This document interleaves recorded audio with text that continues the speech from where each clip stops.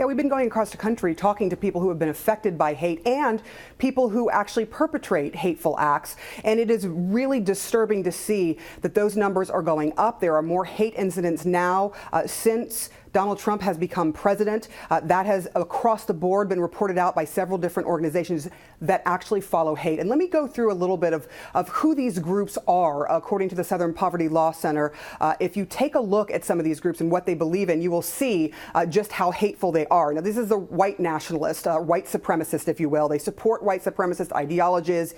Some are openly using racial slurs to incite violence. Other parts of the groups claim that they're not violent, but they still spew this hatred. And then there are different categories that you will be familiar with. The whole world knows about: the KKK, the neo-Nazis, and the neo-Confederate.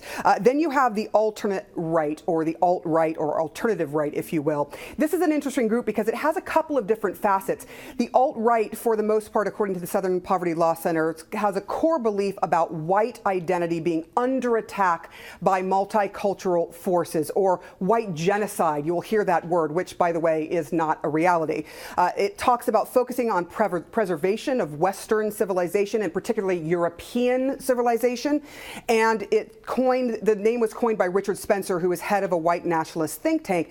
During his speech right after President Trump became president, he had this speech saying that we have won, and he used Nazi words saying, "Hail Trump, hail victory," and people came up and did the Nazi salute. So he certainly has used some neo-Nazi language as he's trying to rile up his base. And then we have the anti-fascists. They are not considered a hate group. They were created in the 1930s as a reaction to Nazism. They resurfaced recently over the last few years because of this global nationalist movement, and they target racism, fascism, and Nazism.